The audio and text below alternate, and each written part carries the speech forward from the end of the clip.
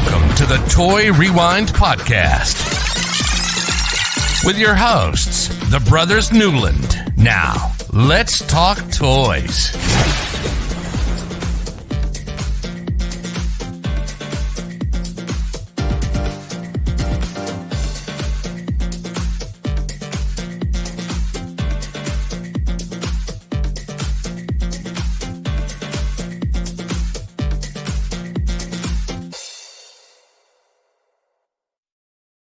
Hello, everybody. I'm Michael. I'm John. And I'm Andrew, and you're listening to the Toy Rewind Podcast, a little podcast where the three of us get together and talk about toys from our childhoods, or, around that, retro toy stuff. I think we've gone so far back at this point, it's not even our childhoods. It's past our parents' childhoods and, even newer stuff. So, yeah, maybe I should update that a little bit. I don't know. This week we are rewinding back to 1982, specifically August of 1982, according to John, and we are going to talk about a entertainment system released by Coleco called ColecoVision. And I'm going to be nice to Michael, and I'm going to refer to it as Coleco and not Coleco, because even though I know that drives him a little crazy, I think it's fun and I like to drive Michael crazy, but it's Coleco, so we know what it is. Yes. So we're going to talk about the ColecoVision entertainment system. Kind of sounds fun. Fun. Yeah. Yeah. But before we get into that, John, why don't you do your thing? Do my thing. Okay. Oops. Got my pen. You can check our websites over at toyrewindpodcast.com and over on crossthestreamsmedia.com. If you're on Cross the Streams Media, you can go down to the little microphone deal and leave us a voice message. We'd love to get one. You can email us at toyrewindpodcast@gmail.com. Instagram, Twitter, or X, and Twitch is all Toy Rewind Pod. Facebook and YouTube is Toy Rewind Podcast. As you're watching too, you can leave messages on YouTube, and I know we've gotten a few. We appreciate that. Thank you. And then for a little call out for a few of Andrew's friends to see if they're listening to this one or watching this one as they do their stuff. Hi, as he knows from work and stuff. So they'll catch on to that if they see it. Y'all can mess with Andrew all you want. We appreciate it. And then if you want to play a little bingo game while you're listening to us or watching us, go to podcastbingo.com/toy rewind. Yeah, lots of fun.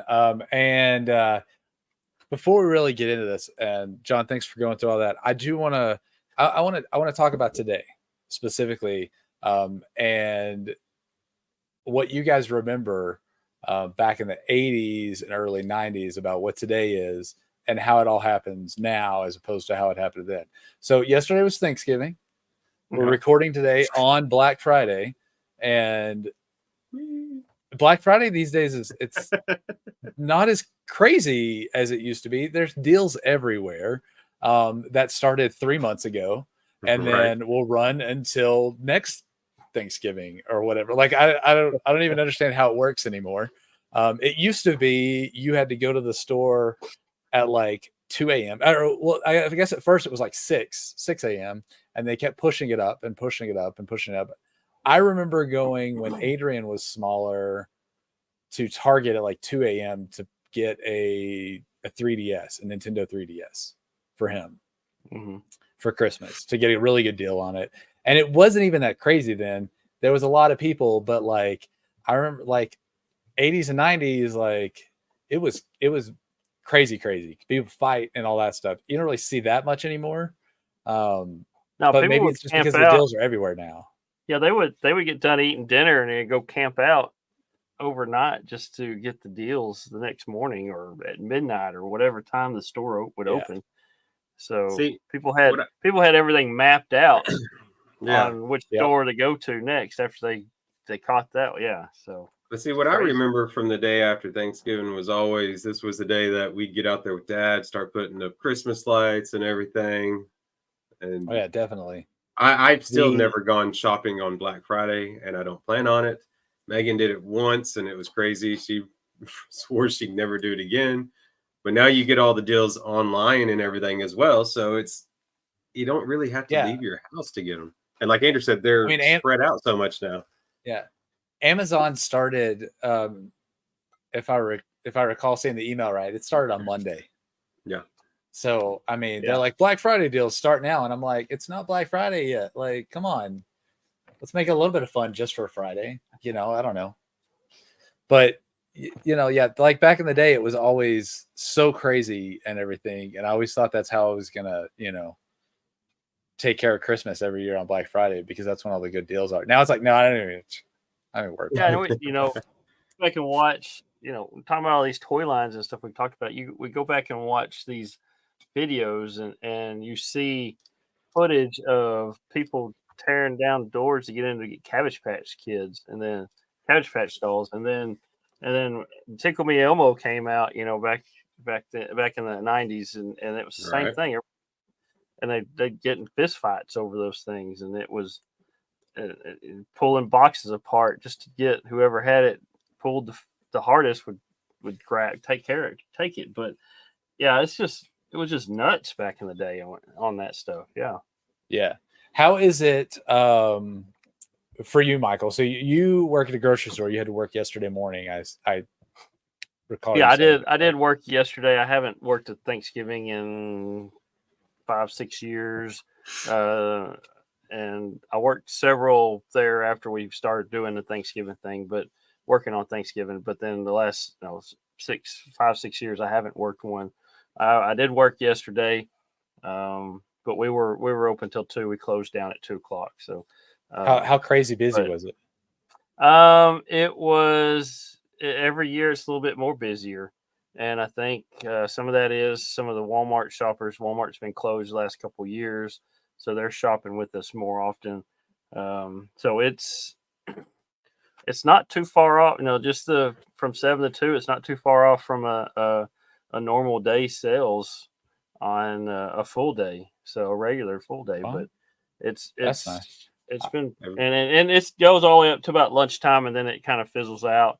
And then right before we close at 2, there's people running in getting some last minute things. Cranberry sauce. Yeah, it's always the cranberry sauce, right? Forgot some rolls. Did you? Forgot my just, beer. You know, stuff like that. Yeah, you should just put a tower of cranberry sauce at your front door, so that people get that. Yeah, because I worked one Thanksgiving for Brookshire's when I was still there. It was the first time that they had opened for Thanksgiving, and I remember working it, and it was always the cranberry sauce and the rolls were the two things everybody forgot. Yeah, and I'm like, you can't forget those. Like, I don't like cranberry sauce, but still don't forget it. Like, come on, you know. So, John, how crazy is it for you for today? Today's a little bit. I mean, crazier. Obviously you're not working, but you know. No, but Black Friday in the restaurant industry. People are running around getting stuff, and then once they, lunchtime hits, that's like, oh, we actually got to eat right before they go home from doing their stuff. So it gets a little crazy sometimes, and it really depends on where you're located for all the shopping centers. All the stores. I'm a little bit further from the shopping centers here, so it's not as crazy. San Antonio, all the shopping, we had the shopping center right behind us, so we pick up a little bit. I guess more of what we get is because Home Depot is right behind us. So of course, all the dads going in there trying to get stuff, and, mom's getting stuff for the dads or whatever. So, but yeah, but it's a little bit busier than a normal one. But like I said, if we were right there next to the shopping centers or all the, mall or something, it'd be a little bit crazier, I think. Yeah. While you guys are dealing with, Thanksgiving sales and Black Friday stuff, I'm just dealing with 6 inches of snow here, so lots of fun. It's supposed to snow more this weekend, so we'll see. It's nice. I had to shovel the driveway this morning. John's day is in the 60s or something. I don't even look 63 when I checked a while ago. But I was out front. Like I said, I still do Christmas lights the day after Thanksgiving. And that's what I've been doing this morning, was putting up some lights and stuff when y'all text saying we're fixing it on. But being in the sun and stuff, it gets a whole lot hotter. So, 21 there. Wow. 21 degrees here in Castle Rock. And yes, it is officially the day that you can decorate the outside of your house. Now, I've got neighbors down here that have been up for weeks. Oh no, I have neighbors here that took down Halloween and put Christmas up. I mean, it makes sense. You're already in the process of doing it. I get it. It makes sense. I think that's what they did pretty much. It's like one down, one up. Not in our household. Like the inside of the house, I don't care. Whatever. Outside of the house, Halloween comes down. Not until after Thanksgiving does Christmas go up. And then it snowed, so I can't put it up yet. I can't do it because I'm not getting my ladder out there. Well, I mean, Megan did our inside, like you said. She did our inside because she had time prior to Thanksgiving, so she wanted to go ahead and get it done because she knew she had to work today. She wasn't going to be able to do stuff. The inside of our house has slowly been getting decorated since Halloween came down. Slowly as it gone up. So, all right. Well, I just want to talk about Black Friday because it's Black Friday and it's toy stuff, and it's kind of there. So tradition kind of stuff. So goes hand in hand. Yep, and I think it all works out. So with that, if you guys are ready to talk about some ColecoVision, ready, Michael? Yeah, let's talk about it. All right, let's rewind and get into it.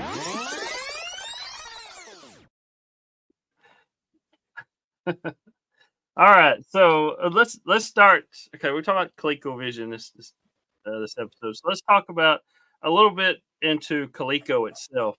I know we've kind of hit a few points to this company over some other episodes we've had, like the Cabbage Patch dolls and stuff. That was a Coleco product as well. So we'll start out talking about the company itself, Coleco Industries. So Coleco was founded in 1932 by Maurice Greenberg as the Connecticut Leather Company. So if you wondered what Coleco stood for, Connecticut Leather Company is. I was actually wondering that earlier as I was thinking about it. Yeah. So it's like Nabisco is short for National Biscuit Company, if you didn't know that. So, anyway, so they supplied leather and shoe supplies to shoe repairers in the Connecticut area. In 1938, the company began selling rubber footwear, and then during World War II, they started selling rubber soles for the boots of soldiers to the government. And then by the end of the war, the company was larger and had expanded to new and used shoe machinery. They had hat cleaning equipment, and they also had marble shoe shine stands around as well. So some of those shoe shine stands back in the olden days, those were ran by Coleco, or the Connecticut Leather Company. So that's it. And then they had some contracts with the government with the shoes, the soles for the boots of the soldiers for World War II. That's where a lot of their money came from to get going, even get bigger and bigger as they went. So,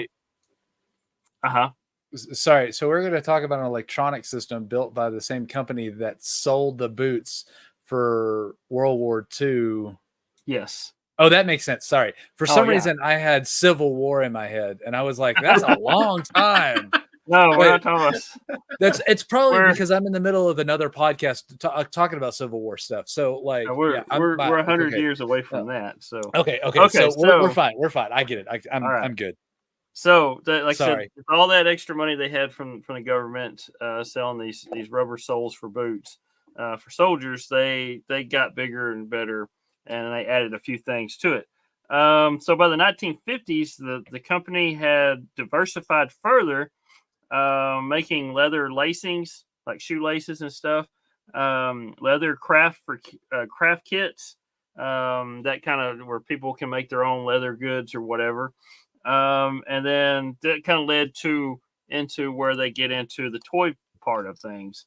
So in 1954 at the New York Toy Fair, their leather moccasin kit was selected as a child guidance prestige toy. And the Connecticut Leather Company committed to the toy business once they won that award. They said, hey, we can get into the kids stuff, some toys and stuff like that. And so that's the way they went. So 1956, the company added vacuum form toy producing. That was a big thing back in the late 50s, early 60s.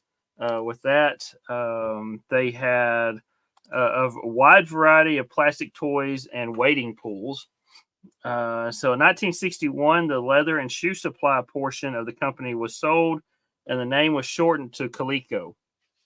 1963, Coleco acquired Kestrel Corporation, which was a manufacturer of inflatable vinyl pools and toys, which actually made them the largest company producer of swimming pools, above ground swimming pools, and stuff like that. So, 19 where are we at? The end of 1960s, Coleco had added several other toy companies to their lineup. They bought some smaller companies, including Playtime Products and then Eagle Toys of Canada. In the 1970s, Coleco had some financial difficulties and saw the success of Atari and other video games. So that's when they decided to throw their hat into the electronic game industry. And actually doing that, it didn't make them any financially better than what they thought, because we've talked about, when we talked to Atari and we talked about Nintendo, we kind of mentioned the ups and downs of the video game industry at that time. So when it was starting to get started back in the 70s and the early 80s. So Coleco entered the video game market in 1976 with their line of Telstar consoles. These are little consoles you plug it, you hook up to hook up to your TV, and they had a few little games like a tennis game and stuff like that. Just little simple little games. Pong, was a big one back then. They did have their version of Pong, like everybody else did. So it was 14 different consoles of the Telstar console. They all had a little bit different games in them. And then about that time, the market became oversaturated. The late 70s, early 80s. So that caused some more. If it's oversaturated, they're not selling as much. They're not making as much money, and that actually kind of almost made them go bankrupt on that. But they found success through handheld electronic games. I know we've mentioned that too. Get the little small handheld games. They were actually top of the line on that.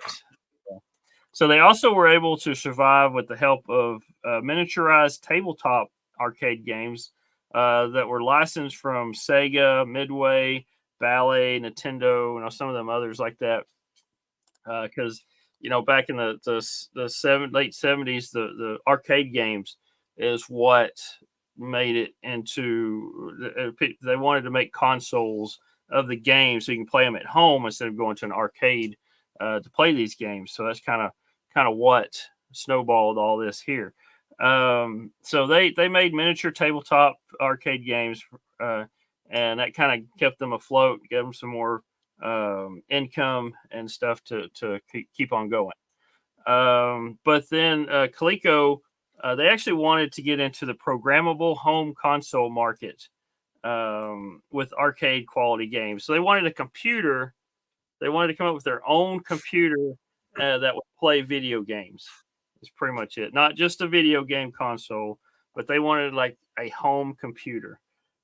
So the problem was the cost. It cost so much to do a computer because all the technology they had was expensive, and it just wasn't fitting in their budget to do that.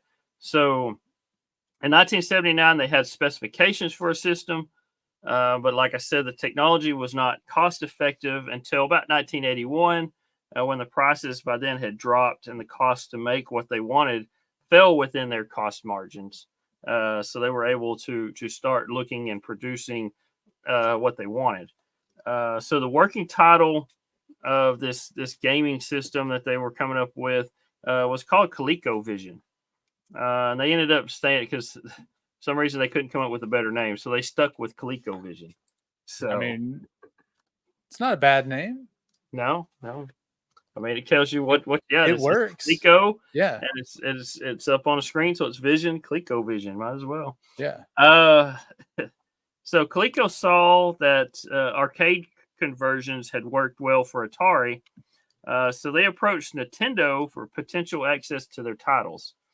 So Eric Bromley, which is the guy who led the engineering for ColecoVision, he actually had a series of meetings with Nintendo president Hiroshi Yamauchi to negotiate some of these games to see if he can get some of these for their ColecoVision. Yamauchi, I don't know why I said Gachi. Yamauchi only offered obscure titles that it wasn't really big. Nobody cared for some of these titles. They were just small games and stuff.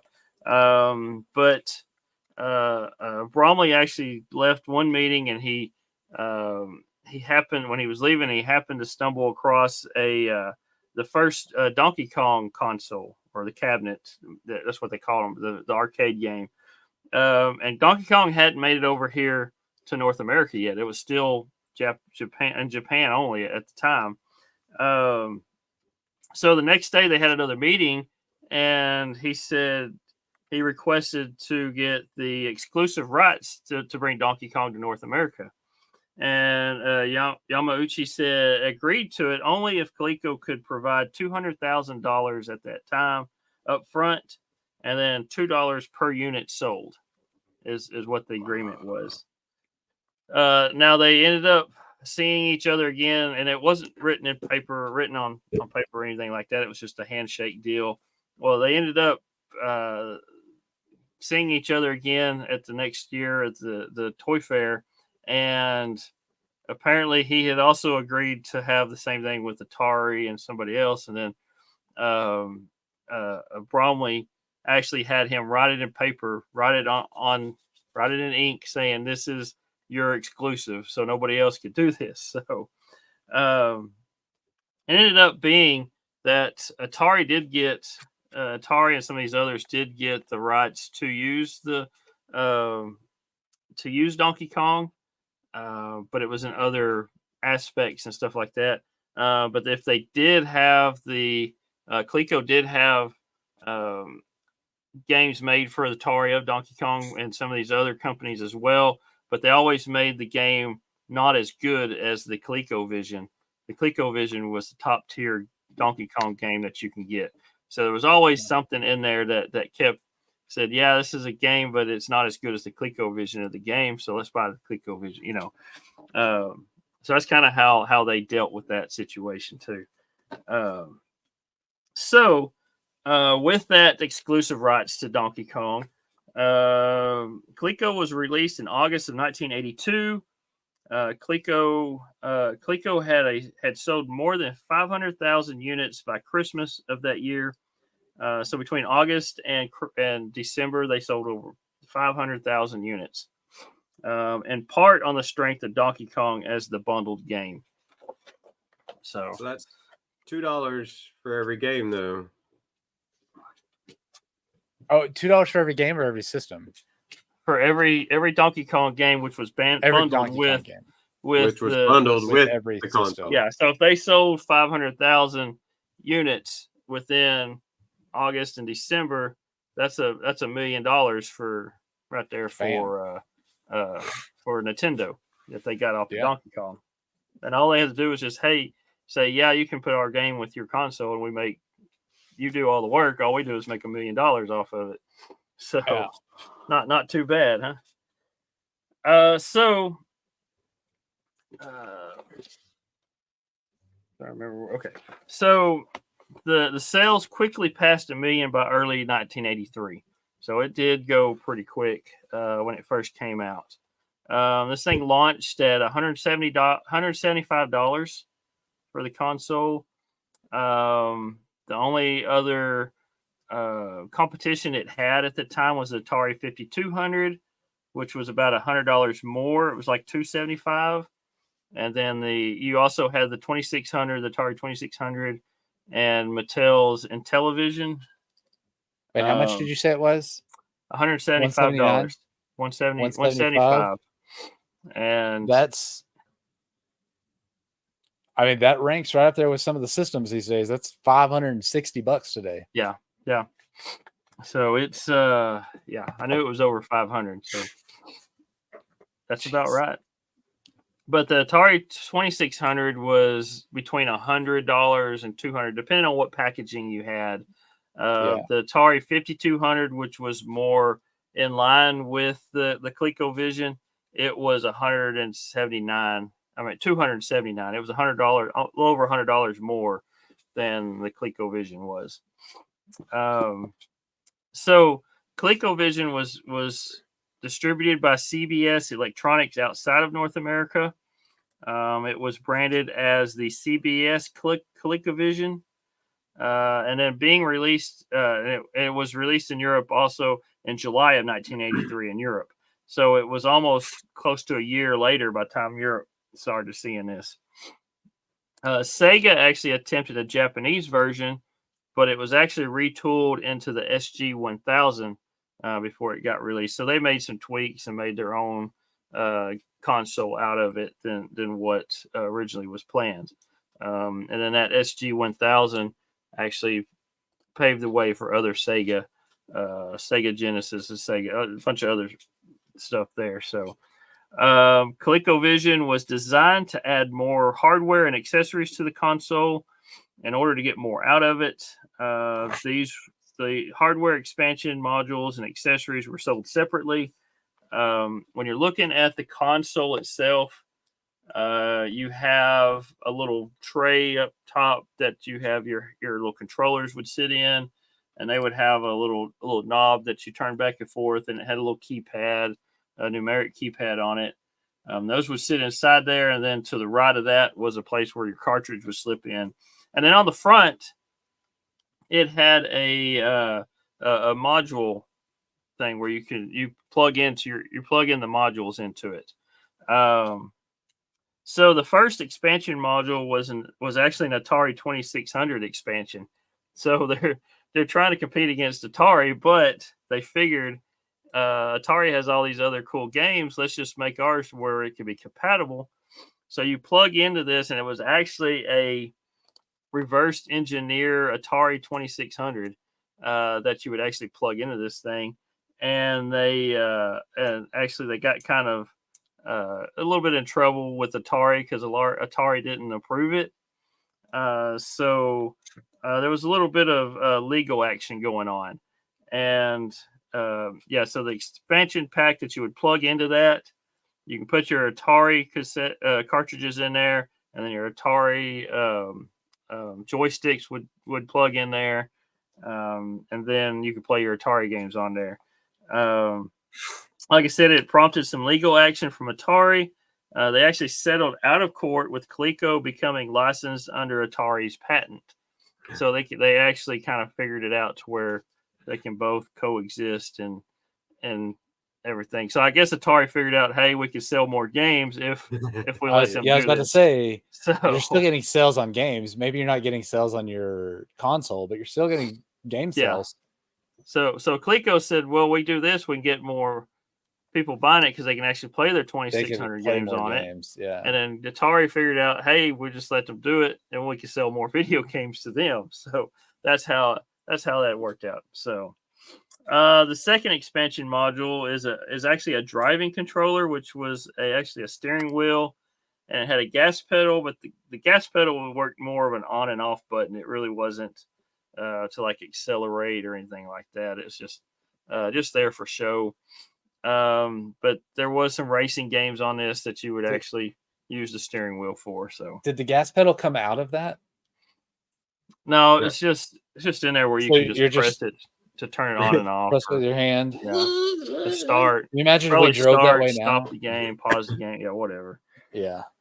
So it's and you have to do it with your hand because there's no way you can steer it with your foot up there on that. So that would be awkward. Very awkward. So and there was the third expansion module. So the third one actually converted ColecoVision into the Atom computer.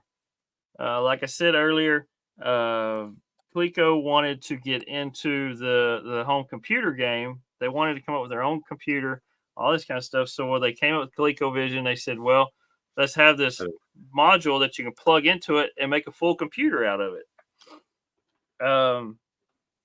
So they called the computer was called the Atom computer. It came complete with a keyboard, digital data pack cassette driver. If you remember back in the day, you had cassette tapes that would have information you put on there and it would load up stuff on the computer before floppy disks. It had 64 kilobytes of RAM and it came with a printer. So it made it pretty much into a home computer. And we'll get more into the home computer thing here in a minute. So a couple of other accessories that came with it. You had a roller controller. This was like a trackball controller that came with the game Slither, which was also an arcade game that got made into the video game. It also had a joystick mode switch, which allowed the roller controller to be used with all the games instead of just that one. So there was also the Super Action controller set. This was available in September of 1983. It had a set of 2 handheld joystick controllers that came packaged with Super Action baseball. Each controller had a ball tip joystick. It had 4-finger trigger action buttons. And then it had a 12-button numeric keypad on top as well, and a speed roller. So other games designed to be used with these were Super Action Football, Rocky, Super Action Boxing, and then a conversion of the arcade game of Frontline. And I have no idea I never played Frontline, so I don't know what kind of game that was. So, I mean, that's more of like a handheld thing with a joystick on top, and you got the buttons with the fingers and a keypad. I'm still trying to figure out the keypads because even on the original, I mean, just the ColecoVision, here this has got the Atari attachment to it, but I mean, look at the keypads even back here with the deals. I mean, why do you need a keypad? That gave you multiple buttons. I don't know. I never played ColecoVision, so I don't know why I never got to play this one, but there were numeric keypads. I mean, it looks like a telephone keypad is what it looks like. Yeah. So it's 12 buttons. You got 1 through 9 and 0. You got the pound sign and the star sign and the pound sign on it, pound button. So I don't know. I don't know if it had to do with something with the games in there somewhere. So maybe like one of them. We'll look through the games here in a minute and see if we can figure out what it would work with. So, all right. So there was also an expansion pack that was never released. It was the Super Game module. It was scheduled to be released in August of 1983, but was canceled and replaced by the Atom computer expansion. The Super Game module added a tape drive, which had more storage capacity and more RAM than the basic cartridges of the day. The Atom expansion ended up fulfilling the specifications and more that was promised with the Super Game module. So everything they had for this planned actually all came with the Atom part of it, the module. So they really didn't need it after they came up with the Atom. So by the beginning of 1984, sales dramatically decreased, and in January of 1985, Coleco discontinued the Atom. And we kind of think, we talked about the rise of Nintendo and the fall of Atari and some of these other games, these console games, due to the video game crash. Well, actually, ColecoVision kind of survived through that. And the fall of ColecoVision was because the Atom expansion pack that made it into a home computer, that part was just horrible. So there was so many things wrong. People had to send it back. I read where people had to send them back 5, 6, 7, 8 times to even get one that would work correctly. They had so many issues with that Atom expansion pack that it just became a bad taste in consumer electronic consumer mouths, you know. So they discontinued the Atom in January 1985, which I said had many issues. It ended up being like the worst computer ever produced. So Coleco ended up losing millions of dollars on the Atom, and it gave, like I said, it gave Coleco a bad rap as well. So they never recovered from that. By mid 1985, Coleco withdrew from the video game market, and the ColecoVision was officially discontinued by October of 1985. They had a few other decisions that they did between 84, 85, right in that time. They purchased a couple other companies. One was the Selchow and Ryder company. They actually were the manufacturer of Scrabble, Parcheesi, and Trivial Pursuit.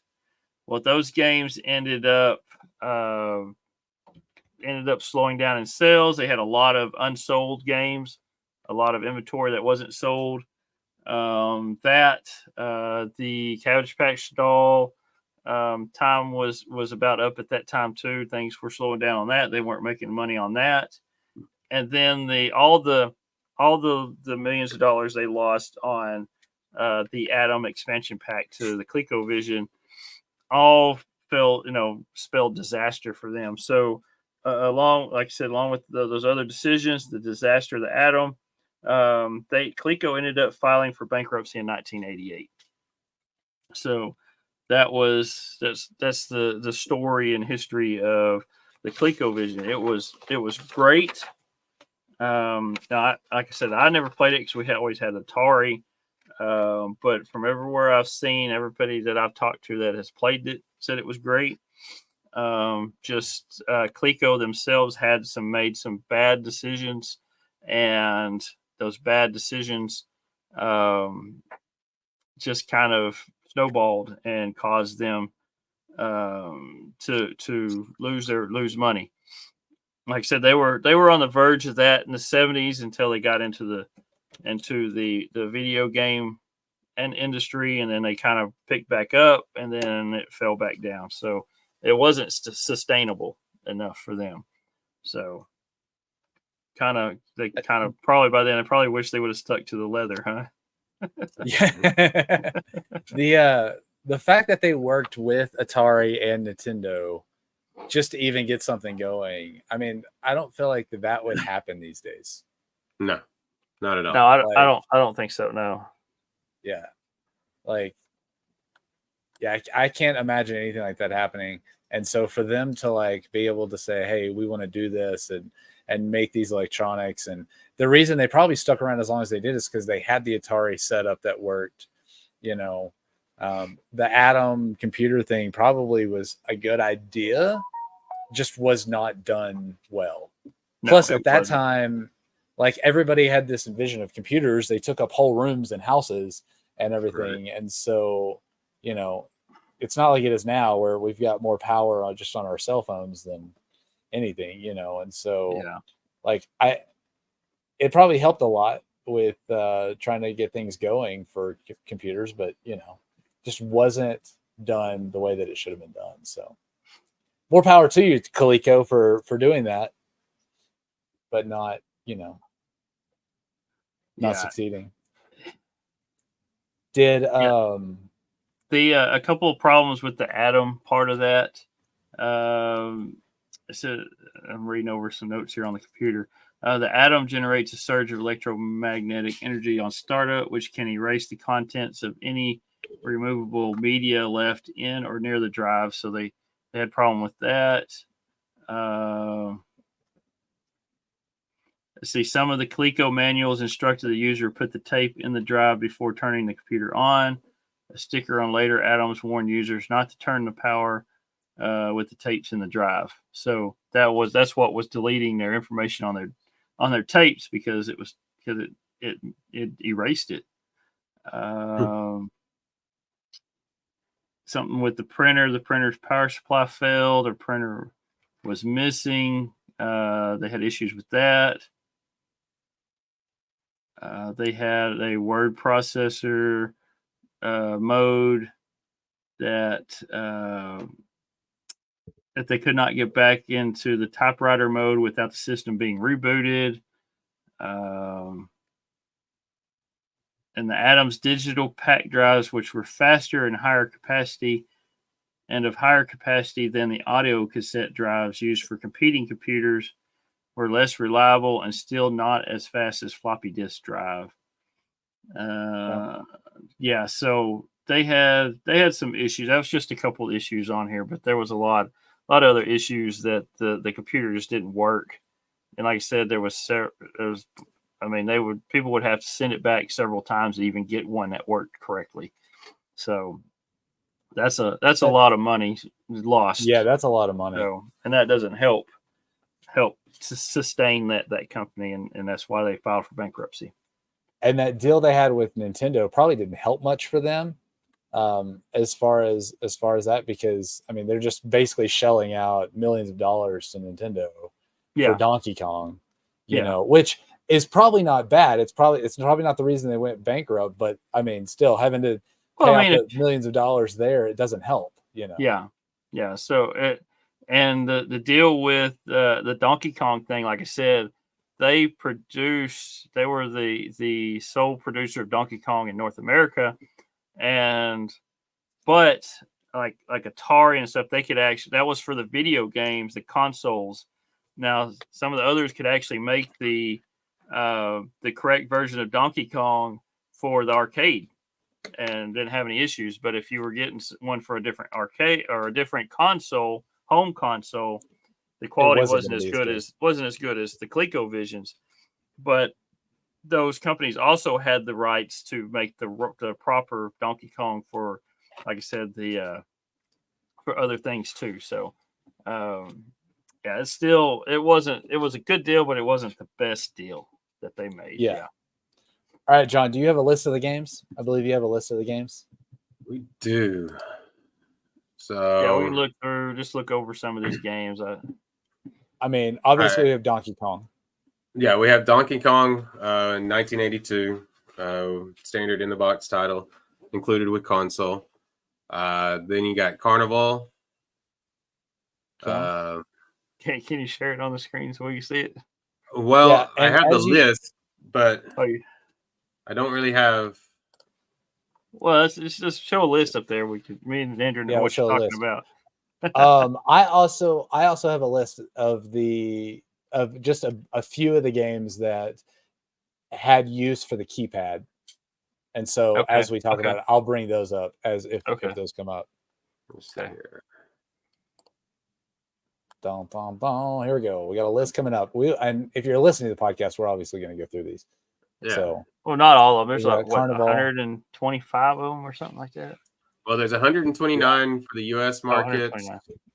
Down here, then there's one limited release. Then you got the non-U.S. and then the telegames.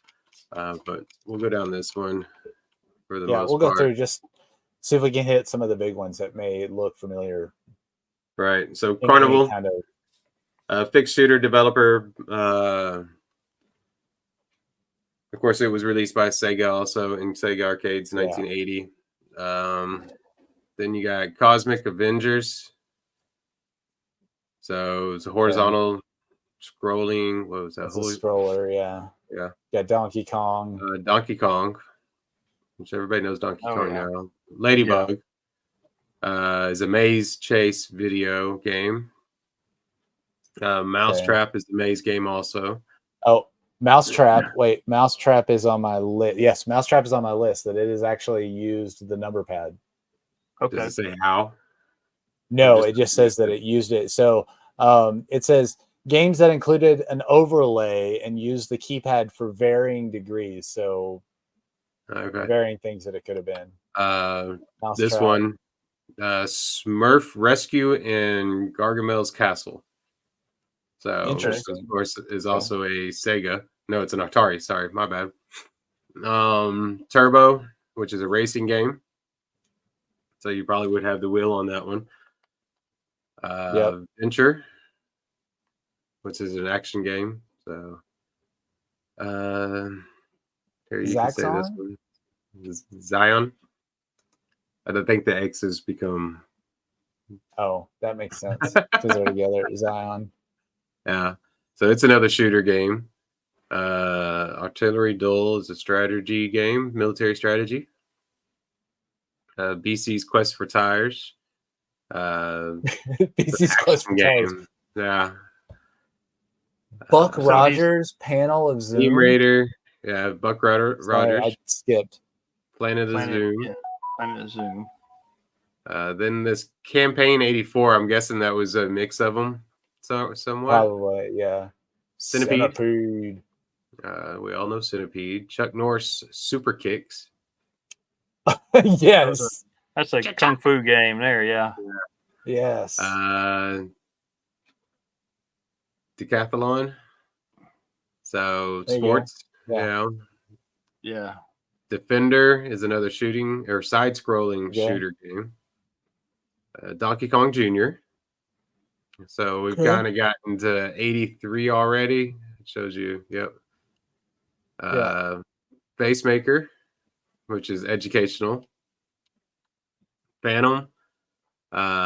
Wait. Facemaker has keypad. Facemaker did? Sorry.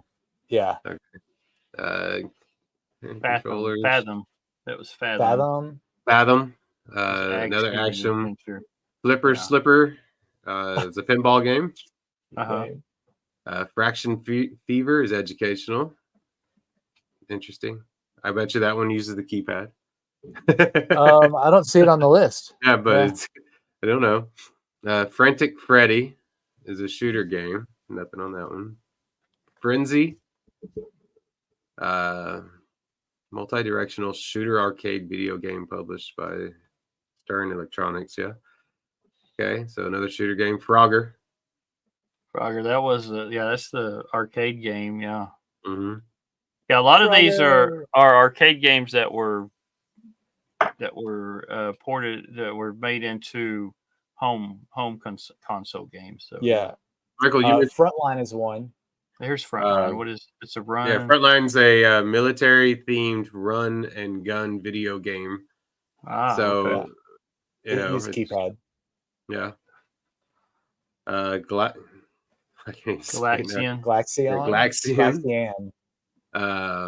Another shooter game, fixed shooter game. Then Gorf is a fixed shooter game. Gorf. Gust Buster. The Heist is a scrolling game platform, so I'm guessing it scrolls across as you're running. Yeah. Of course, there's a gambling one. Yeah, the gambling that one one uses the keypad. Yeah. Looping. Side-scrolling shooter. Okay. Miner 2049er. What were you saying, Michael? Oh, nothing. Go ahead. Moonsweeper, Mr. Do. It's a maze game. Nova Blast, Omega Racer, which is another fixed shooter. Pepper 2? Pepper 2. Is there a Pepper 1? I didn't see a Pepper 1. So it might be an earlier console or something. Pitfall. Yeah. Pitfall. And there's Pit Stop. I'm sure that one had the steering. Yeah, it says expansion module number 2 steering wheel. Yeah, so you use steering wheel for the Pit Stop racer game. Popeye. It's a platform game. That's nice. Then you got Qbert. I was looking at the publisher on some of these, and I'm seeing some that were from Parker Brothers too. Yeah. Which Qbert's one of those. Quest for Quintana Roo. Yeah. It's an action game. Rocky Super Action Boxing. Super Action Boxing used the keypad. I don't know why. Huh. Seems like we just want to punch. You got Rocky and Mr. T on the front of the deal. So I'll put it on the phone. yeah. Yeah, that's Roll funny. Overture. Sammy Lightfoot. It's a platform game, so you're moving around. Spectre Alpha, Sir Lancelot, Slither, Space Fury. It's a shooter game. Spectron, Fixed Shooter, Squish 'em featuring Sam, climbing platform. Okay. Sub Rock, first person arcade shooter game. All right. Huh. Super Action Baseball, sports, of course. Super Cobra.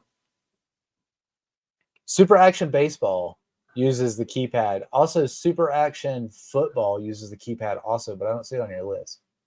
Maybe it's later down. Yeah. Yeah, because this is Cobra. the list John has it in year order. So yeah, I put it in year order. So yeah. Super Crossfire, Threshold, Super Crush Force.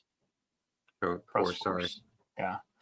Time Pilots, multi-directional shooter.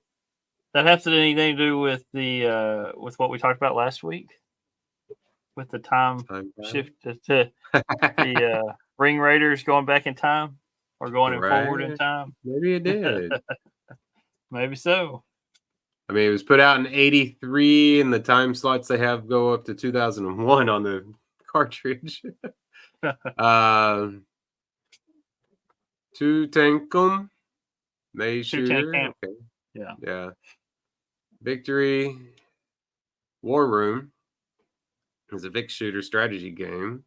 Wing War, side-scrolling shooter. Then you got a graphic game, puzzles. So Alphabet Zoo, educational. Antarctica and Adventure. It's a racing game. Yeah. Aquatac, side-scrolling shooter. BC2 Gorg's Revenge. Grogs. I didn't see a Grog's Revenge. Okay. Sorry. Interesting. I didn't see a BC1. Well, and if you look at that's the comic strip BC. Yeah. Yeah. I remember reading that in Sunday comics. Yeah. Yep. Blockade Runner, Brain Strains. So that's an educational music one. Bump and Jump is racing. That was Red vehicle. That looks interesting. Mattel. Burger Time. I mean, Burger Time. Yeah. I was gonna say that's been around for a while. Yeah. Cabbage Patch Kids Adventures in the Park, and then Cabbage Patch Kids Picture Show. Of course, they gotta have a Cabbage Patch. Oh yeah, Cabbage Patch Kids Picture Show uses the keypad also. Yeah. Okay. Choplifter. I just wish I could tell how they use the keypad. That's the question. Oh yeah. How do you integrate the keypad when you're doing this? But I was also watching something on how the controller works, and you'll be sitting here doing this, and then you've got these two fingers you're using for the buttons, and you're like, but you also got the keypad down here. It's no different than like the Xbox controller where you have all these different buttons all over the controller. Yeah, but it's how you hold it. It's just shaped different. Right. It was how you held this one to do it. Yeah. Yeah. So, maybe we should do the evolution of joysticks throughout time. Bongo Bongo. Interesting one. The Dam Busters. Dam Busters uses the keypad. Yep. Dance Fantasy. Destructor. That uses the steering wheel. Dr. Seuss's Fix Up the Mix-Up Puzzler. So it's a puzzle game. Nice. That one has the keypad too, Andrew. Okay. Dragonfire. Yeah, that's on my list. Yeah. Now these, real quick, when we're looking at this list, off to the right-hand side, it says includes overlays for hand controllers. So I bet there's something you slip on top of that keypad that has different either letters buttons or pictures that you actually use, and they do different things for the game. Yeah, it depends on what. Yeah, I think that's what it is. It's got each button is different. So not only do you have a numeric keypad, there's another thing overlay that you put over it to for different instructions on how to use it for that game. Yeah. Right. Yeah. Yeah. Okay. Michael, here's your Dukes of Hazards. Woohoo! Yeehaw! Front-tail barrel Frogger 2. They got the steering wheel for that one. Yep. Frogger 2. Do you need the steering wheel? 3D. You just need to hit the gas and go. Yeah. Right. Getaway by Aspie. Gateway to Aspie. Yeah, Aspie. There we go. Apshai. Yeah. Action adventure. Guy Russ. It's a shooter, fixed shooter. Hero is an action one. Illusions. It's only rock and roll. Business simulator. Okay. Okay. I like the next one. James Bond. 007. James Bond 007. But this one says Like it's a GoldenEye. platform. It's not a shooter. It didn't say it's a shooter game. It's a scrolling shooter game. Okay. Horizontal scrolling shooter. So, yeah. So, here we go with that. All the way back to 84 for James Bond 007. You know, Jukebox, Jumper Jr., Jungle Heart, Keystone Capers. Keystone Capers, yeah. Yep, they're getting out of jail or something, running. Learning with Leaper. That's an interesting. That's it looks like the cover for the cartridge is it looks like Mikey from Monsters Inc. it's the original Mike Wazowski. Yeah, that's what it looks like, doesn't it? Linking Logic, Logic Levels, Memory Manor, Monkey Arc Academy, Montezuma's Revenge. So of course you're probably in Egypt. Motocross Racer, Mountain King, Mr. Dew's Castle. So we got Mr. Dew's coming in with a couple of them now. Oils Well. That's kind of hard to say. Oils Well, not Oil Well.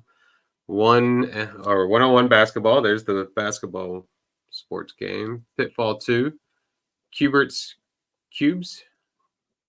River Raid. There's a Robin Hood one. Rock and Rope.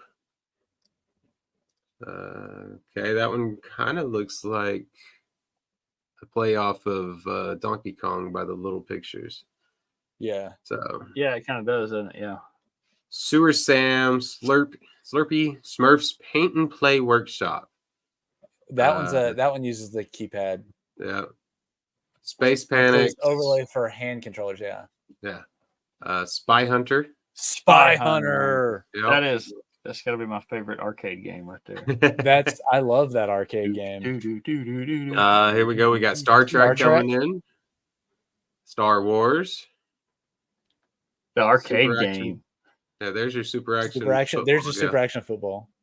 Super Sketch. Super Sketch Doodling. Tapper. Oh, it's Tapper from Tapper. Remember him when but it's Mario at a beer. Yeah, it's root beer. But it's Mario and it's in what's the freaking name of the movie? Wreck-It Ralph. Wreck-It Ralph, yeah. Wreck-It Ralph is the movie. Felix that goes in there and has a root beer. So I guess they both did. So yeah. But they go to Tapper's root beer bar. Yeah. Tarzan. Wait. What? That's the Disney movie. Yeah, I'm sure some of these pictures are. Yeah. Yeah, this links back to the 99 movie. That's funny. Or the 99, yeah. Telly Turtle. Telly Turtle. Turtle. Telly Turtle. I guess it's better than Teletubbies, huh? All right. Traumatic. Tomark the Barbarian. Tournament Tennis, Up and Down, War Games, The Wizard of Id's Whiz Math. Wizard of Id's Whiz. Yeah. Wizard of Id's Whiz Math. Word Feud. That's funny to say. Really. And then Zenji. Zenji. So I'm seeing lots of good games. Most of them arcade games, obviously, which they were just ports. You just take an arcade game that people love, and then they can play it at home. Spy Hunter. I'm with you, Michael, and that's probably my favorite arcade game, with the exception of the Turtles arcade game. But yeah, Spy Hunter is always fun to play. This seemed like a really cool system. Just maybe, like we said, a little before their time as far as trying to do the computer thing, which kind of killed them there. Yeah. But past that, I like this is a cool system. There was 7 games that weren't released in the US, and one of them is Super Action Football, but it's completely different than the Super Action Football that was released. The American, because it's American football, and the one that was released in by CBS Electronics over in Europe, it's a soccer version. So okay, so there's lots of stuff there. We lost John for a moment. He should be back in just a minute. Yeah. I think this system kind of matches up with the Atari system to me. Yeah. Kind of the same. Maybe this one had some more features in it that Atari didn't have. And then they just tried to go a little too far with their computer stuff there, which cost them. They wanted it to be more than what it really wasn't, I think. I think they just wanted, like I said, they originally wanted to be they wanted their own computer system that played video games. Yeah. And it just, the video game part worked, but the computer system part didn't. So yeah, that was their biggest downfall. So that was the biggest problem. So, well, let's look at this real quick. We need to rank this on our list. We are in round 5. This is the second thing. I don't know where to put it. No, I'm kidding. This is I really like this one. This is going to be number 1 for me. I'm going to go with number 1. You're going to go with number 1, Michael? Yeah. I think I'll have it number 1 because it's so similar. It has some games similar, and it ties in with the Atari. Atari was top of my list from last round. One of the top ones in my list. So this is number 1 for me as well. Yeah. Okay. That's kind of what I figured it was going to be number 1 for all of us, but there was a chance it was going to be number 2. Hey, Ring Raiders. Yeah.